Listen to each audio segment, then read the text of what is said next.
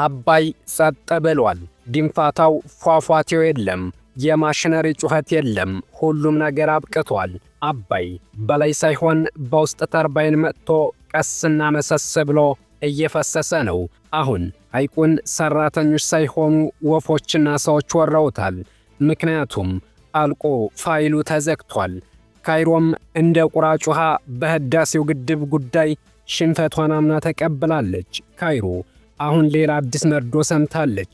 የሰማቸውን ለማመንም ተቸግራለች። የተባበሩት አረብ ኤምሬትስ ኢትዮጵያ ውስጥ 2 ግድቦችን በአባይ ወንዝ ላይ ለመስራት መስማማቷ ተረጋግጧል። አልአረቢያ የግብፅ ከፍተኛ ዲፕሎማቶችን ዋቢ አድርጎ እንደዘገበው ዱባይ ለኢትዮጵያ በአባይ ወንዝ ላይ 2 ግዙፍ ግድቦችን ለመገንባት ከኢትዮጵያ ጋር ተስማምታለች። እናም ግብፃውያኑ የህዳሴው ግድብ ሲጀመር እንዳደረጉት ሁሉ አሁንም በውሃ ጥም ከምናልቅ ሂደን እንዋጋ እያሉ ነው። ሰብስክራይብ እያደረጋችሁ እስከ መጨረሻው ድረስ አብራችሁን ቆዩ። ግብፅ ውስጥ ከባድ ጫጫታ ተፈጥሯል።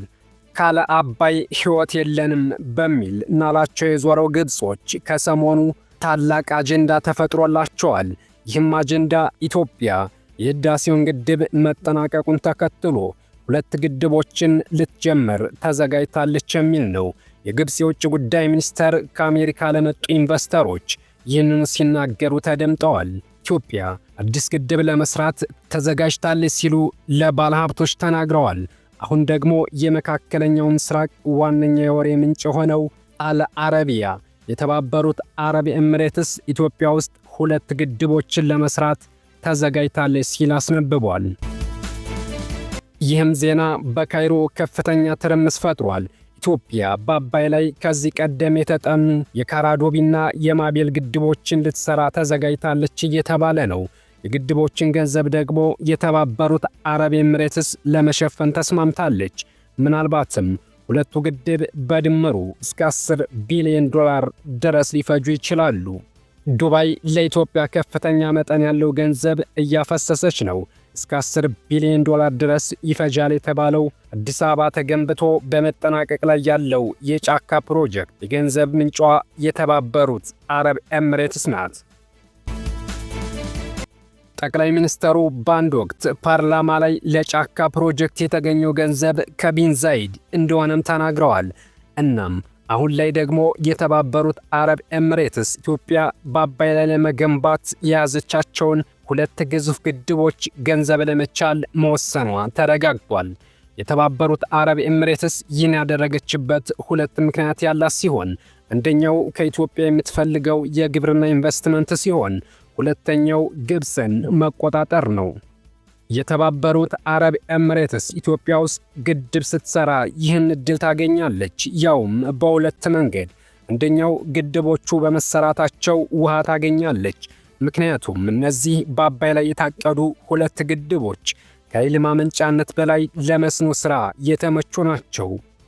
እንደ ህዳሴው ግድብ ጠረፍ ላይ የሚገነቡ ሳይሆኑ ወደ ማልጠጋ የሚሉና ሰፋፊ እርሻ ማካሄድ በሚቻልበት ክፍል ላይ የሚገነቡ ናቸው። በተለይም እንደ ወለጋና ጎጃም አይነት ሰፋፊ እርሻ ቦታ ያለባቸውን አካባቢዎች ለማልማት ያስችላሉ ነው የተባለው። በቤንሻንጉል ጉሙዝ ያለውን ያልተነካ የእርሻ ቦታም ለማልማት ያስችላሉ። እናም የተባበሩት አረብ ኤምሬትስ እነዚህን ግድቦች በገንዘብ ስትደግፍ ኢትዮጵያ ውስጥ ያላትን የእርሻ ፍላጎት ማሳካት ትችላለች። ሌላው የተባበሩት አረብ ኤምሬትስ እቅድ ግብፅን መቆጣጠር ወይም ማንኮታኮት ነው። ግብፅ ከነ አሜሪካ ጋር እየተሞዳሞደች መካከለኛው ምስራቅን በበላይነት ስትመራ የቆየች ሀገር ናት። ግብፅን ከዚህ ቦታዋ ለማስለቀቅ እንደ ቱርክና የተባበሩት አረብ ኤምሬትስ አይነት ሀገራት ብዙ ሲደክሙ ቆይተዋል። አሁን ላይ የተባበሩት አረብ ኤምሬትስ በኢኮኖሚ በመጠንከሯ ምክንያት ግብፅን እየረታቻት ነው። ግብፅ መካከለኛው ምስራቅ ላይና ቀይ ባህር ላይ ያላትን ተጽዕኖ የተባበሩት አረብ ኤምሬትስ እየነጠቀቻት ነው። ግብፅን ለመቆጣጠርና ለመያዝ ቁልፉ ያለው ደግሞ ኢትዮጵያ ውስጥ ነው። አባይን መቆጣጠር ግብፅን መቆጣጠር ነው። ስለዚህ የተባበሩት አረብ ኤምሬትስ በመካከለኛው ምስራቅና ቀይ ባህር ላይ ያላትን ተጽዕኖ ለመግደል ስትል ኢትዮጵያ ተጨማሪ ግድቦችን እንድትገነባ ድጋፍ እያደረገች ነው። ግብፅን ማስገደድ የፈለገ ሁሉ አባይ ላይ ሲመጣ የተባበሩት አረብ ኤምሬትስ የመጀመሪያው አይደለችም። ከዚህ ቀደም እስራኤል ከአረብ ሀገራት ጋር ጦርነት ውስጥ በገባችበት ጊዜ ግብፅን ለማንበርከክ የመጣቸው ወደ ኢትዮጵያ ነበር። የዛሬ ግድቦች ጥናት መነሻ የሆነው ያ የእስራኤልና አሜሪካ እርምጃ ነበር። እስራኤል ግብፅ ዕውቅና የማትሰጣት ከሆነና ተኩስ አቁም የማታደርግ ከሆነ እስራኤል የአባይን ወንዝ ኢትዮጵያ ውስጥ እንደምትገድበውም አስታውቃት ነበረ። ግብፅ ወዲያውኑ ነበር ካምፕ ዴቪድ የተሰኘውን ስምምነት ከእስራኤልና አሜሪካ ጋር የተፈራረመችው። አሁንም ልክ እንደተባበሩት አረብ ኤምሬትስ ሁሉ እስራኤልም ግብፅን ለማንበርከክ ኢትዮጵያ ውስጥ እያንዣበበች ነው። በርካታ ውሃ ስምምነቶችን አድርጋለች። ኢትዮጵያ በአባይ ውሃ ግብርና እንድትሰራም እስራኤል እየተባበረች ትገኛለች። እስራኤልም ልክ እንደተባበሩት አረብ ኤምሬትስ ሁሉ ኢትዮጵያ ግድብ እንድትሰራና የግብፅ አቅምም እንዲዳከም ትፈልጋለች። በነገራችን ላይ እስራኤልም የተባበሩት አረብ ኤምሬትስም ኢትዮጵያ አባይን ብቻ ሳይሆን ቀይ ባህርንም እንድትቆጣጠር ይፈልጋሉ።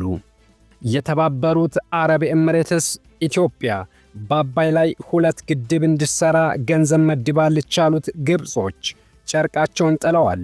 በውሃ ጥም ልናልቅ ነው፣ በውሃ ጥም ከምናልቅ ተዋግተን ብንሞት ይሻለናል እያሉ ቅስቀሳ ላይ ይገኛሉ። የውጊያው ነገር ይቆየን። አባይ ሙሉ በሙሉ ቢቆም እንኳን ግብፅ በኢትዮጵያ ላይ ቀጥተኛ ጦርነት ማወጅ አትችልም። ኢትዮጵያ በአባይ ላይ 2 ግድብ ብትገነባ እንኳን የውሃው መጠን ለ1 እና 2 ዓመት የተወሰነ ይቀንስ ካልሆነ በስተቀር አባይ መፍሰሱን ሊያቆም አይችልም። ይህን ሁሉ ውሃ ማስቆም አይቻላትም። ስለዚህ ኢትዮጵያ 2 ግድብ ብትገነባም የአባይ ውሃ ወደ ግብፅ መፍሰሱን አያቆምም። ግብፅ የምትጮኸው ውሃው ይቆማል ብላ ሳይሆን ፖለቲካዊ አቅሟን እየተነጠቀች በመሆኑ ነው። ምስራቅ አፍሪካና ቀይ ባህር ላይ የነበራት የበላይነት እየተመታ መሆኑ ነው የሚያስጮሃት። ውሃው እንደማይቆም ግብፅ ራሷ ታውቀዋለች። ይህን የሚያረጋግጥልን ኢትዮጵያ ተጨማሪ ግድቦችን ልትገነባ ነው እያለች የምትጮኸው ግብፅ በአባይ ውሃ አዲስ ከተማ ልትገነባ መሆኑ ሲታይ ነው። እንደምትለው ኢትዮጵያ ግድቦችን በመስራቷ የውሃ እጥረት የሚገጥማት ቢሆን ኑሮ አዳዲስ ፕሮጀክቶችን ባልጀመረች ነበር። ግብፅ በአባይ ውሃ ላይ ከተማን ያክል ግዙፍ ነገር ለመገንባት የተነሳችው ውሃው እንደማይቆም ስለምታውቅ ነው። ጩኸቷ ኢትዮጵያ ውሃን እንዳትጠቀም ለማድረግ እንጂ ለሌላ አይደለም። ግብፅ ኢትዮጵያ ተጨማሪ ግድብ ልትገነባ ነው በሚል እያለቀሰች፣ ነገር ግን እሷ ናይል ወንዝን በመጥለፍ በረሃ ላይ ጅሪያን የተባለች አዲስ ግዙፍ ከተማ ልትገነባ ሥራ ጀምራለች። በዓመት ወደ ግብፅ ከሚፈሰው የናይል ወንዝ ውስጥ 7 በመቶውን አቅጣጫ በማስቀየር ወደ አዲሷ ከተማ እንዲፈስ ለማድረግ አቅዳለች። አዲሷ ከተማ ከካይሮ 42 ኪሎ ሜትር ርቀት ላይ በ6.8 ሚሊዮን ስኩዌር ኪሎ ሜትር ላይ የምትገነባ ሲሆን በከተማው አካባቢ ለሚካሄዱ ግዙፍ የመስኖ እርሻዎች ከወንዙ በቀን 10 ሚሊዮን ኪዩቢክ ሜትር ውሃ ወደ ከተማው አካባቢ ይፈሳል ተብሎ ይጠበቃል። ውሃ ጠም ልናልቅ ነው፣ ውሃውን ኢትዮጵያ ቆመዋለች የሚል ክስ የሚያሰሙት ግብጾች እውነት እንደማይናገሩ ከዚህ በላይ ማሳያ የለም። እናም ኢትዮጵያ ተጨማሪ ግድቦቿን መስራቷን ትቀጥላለች። ምክንያቱም ውሃው አሁንም ለሁላችንም በቂ ስለሆነ። በተባበሩት አረብ ኤምሬትስ ካራዶቢ የተባለ ግድብ በቅርቡ ይጀመራል ተብሏል። ይህ ግድብ 1350 ሜጋዋት የማመንጨት አቅም ያለው ሲሆን ዲዛይኖቹ ከተሻሻሉ እስከ 2000 ሜጋዋት ድረስ ኃይል ሊያመነጭ ይችላል ተብሏል። ካራዶቢ በአባይ ወንዝ ላይ ሊገነቡ ከታቀዱ ታላላቅ ግድቦች አንዱ ነው። ካራዶቢ ግድብ የታቀደው ጉደር ከአባይ ከሚገናኙበት ስፍራ 1.7 ኪሎ ሜትር ዝቅ ብሎ ነው። ከአዲስ አበባ 135 ኪሎ ሜትር የአየር ላይ ርቀት ነው። የግንባታ መንገድና ግብዓቱ ከህዳሴ ግድብ ጋር ፍጹም አንድ አይነት ነው። የግድቡ ቁመት 260 ሜትር ሲሆን ርዝመቱ ደግሞ 684 ሜትር ነው። በቁመቱ ከህዳሴው ግድብ ይበልጣል። ያመነጫል ተብሎ የሚገመተው ኃይል ከ1600 እስከ 2000 ሜጋዋት ሲሆን የሚይዘው የውሃ መጠን 40 ቢሊዮን ኪዩቢክ ሜትር ነው። በሚያቆረው የውሃ መጠን ከጣና ሐይቅም ይበልጣል።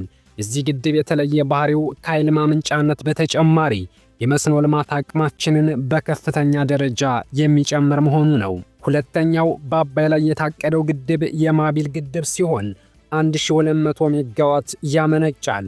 አባይ ከዚህ በኋላ እየተንደረደረ አይደለም ካይሮ ህዳሴው ግድብ አይገባም፣ አረፍ እያለ ይደርሳል እንጂ። ሰላም ለሀገራችን። አበቃን። መልካም ጊዜ ተመኘን።